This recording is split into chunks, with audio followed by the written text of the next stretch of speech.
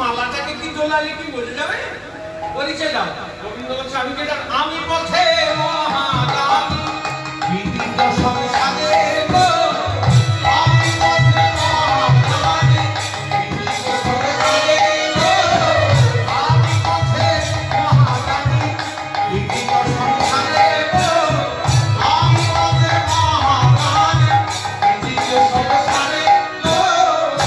আর বলে কোন সারে যাও বিশাল আরে, আর বলে কোন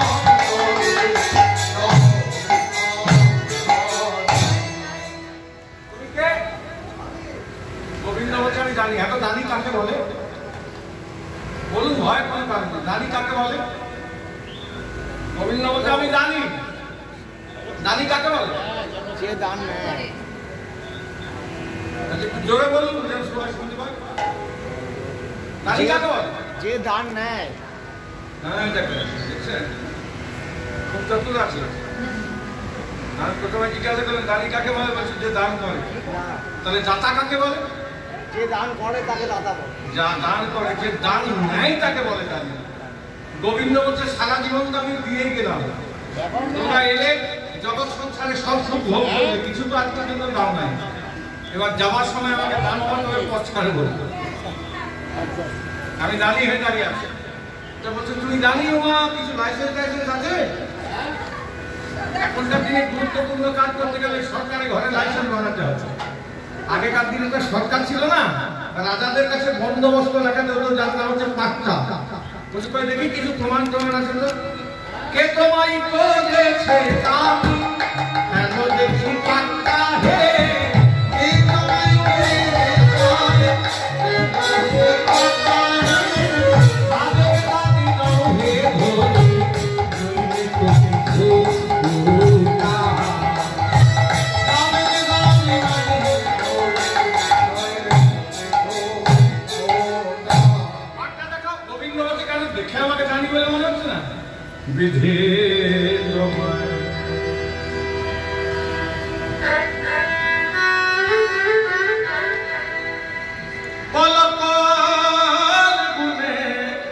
বিধি তোমায় দানি করেছে,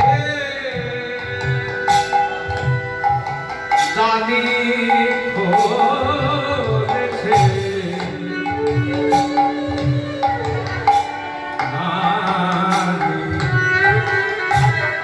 বিধে তোমায়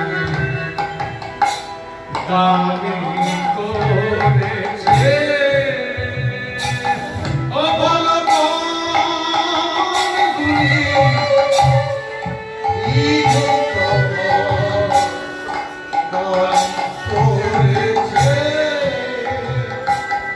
তুমি গোপেতে ভ্রমণা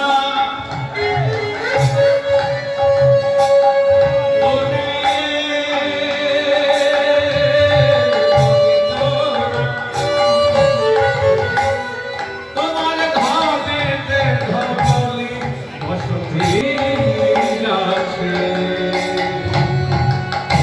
বিধে তোমায় দানি করেছে। Oh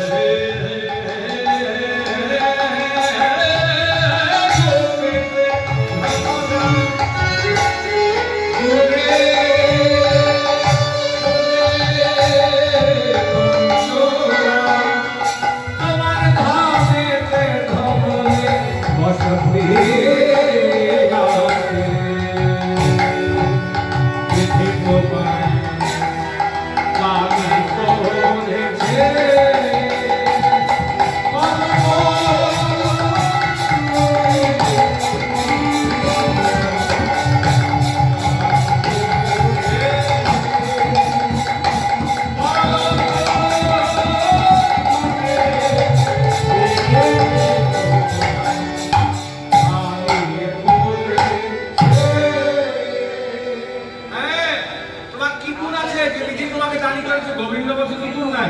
বলে হ্যাঁ তোমার সব গুণ আছে, তুমি রূপেতে ভমরা তুমি রঙে চালা।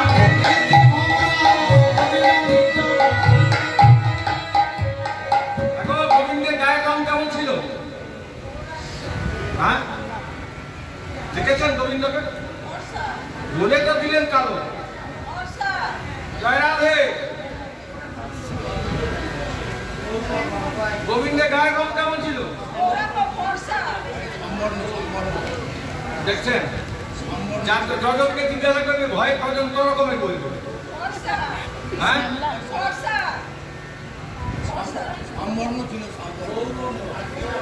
দেখেন দেখেন যজন ক রকমের বলবে। দেখেন দেখো তোমার ঘরে গোবিন্দ আছে কি রঙের? আপনার ঘরে আছে? যার বাড়িতে আছে সে বলতে পারবে ভালো। জয় রাধে। এখন তোমার ঘরে গোবিন্দ কি রঙের আছে? গোবিন্দ কালো রঙের। দেখেছেন গোবিন্দকে? আমরা দেখাই নাই, আমি কিন্তু জিজ্ঞাসা করছি। নীল বর্ণ, গৌর বর্ণ। বাইরে দেশের বাইরে কীর্তন করতে গেছে পাশ্চাত্য দেশে, সেখানে জিজ্ঞাসা করছে, আমি জিজ্ঞাসা করছি কৃষ্ণকে কি রঙের, রং কেমন কৃষ্ণের, কৃষ্ণ কেমন আমাকে জিজ্ঞাসা করছে। আপনারা কৃষ্ণের এত গুণগান করেন, কৃষ্ণ কেমন? যে যেমন যার যেমন মনোভাব গোবিন্দকে সেই গোবিন্দকে চক্ষু দিয়ে দেখা যাবে না। আবার ওইখানে একজন বড় বড় মুখ করে বলছে কৃষ্ণ বর্ণ, শ্যামবর্ণ, শ্যামবর্ণ বললেন। শ্যামবর্ণ মানে গৌবর্ণ মানে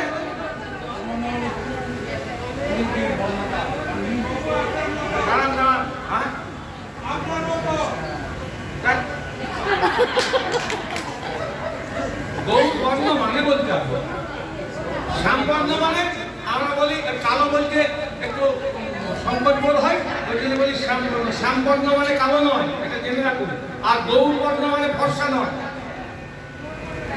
শ্যামবর্ণ মানে ওই বর্ণটা এই জগতে একমাত্র শ্যামেরই ছিল, না কারুর হয়েছে না কারুর হবে।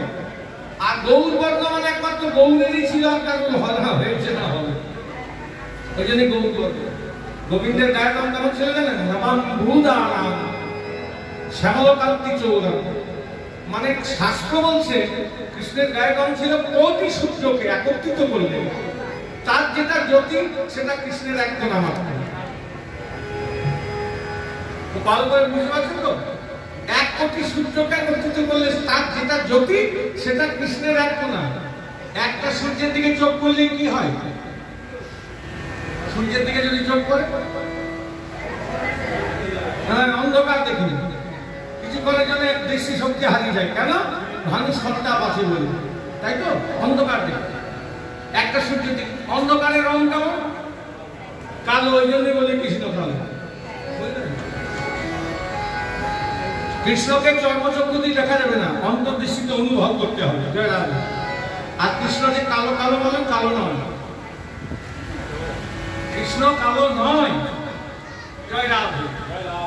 নবম্বুদানার শ্যামলকান্তি চৌরাম। নবমেঘে যে শ্যামবর্ণ সেটি চুরি করে গোবিন্দ নিজ অঙ্গে ধারণ করেছিলেন, যার জন্য তার নাম হয়েছিল শ্যাম সুন্দর।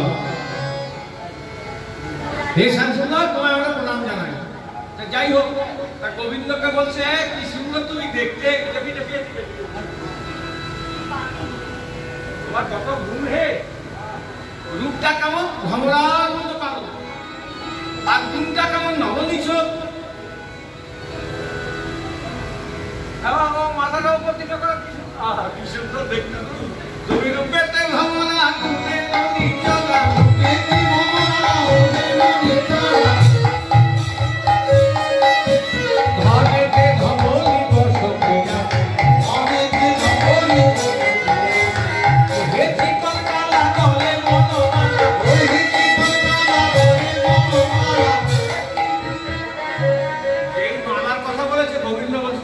মালাটাই ভালো পছন্দ করেছি তারা।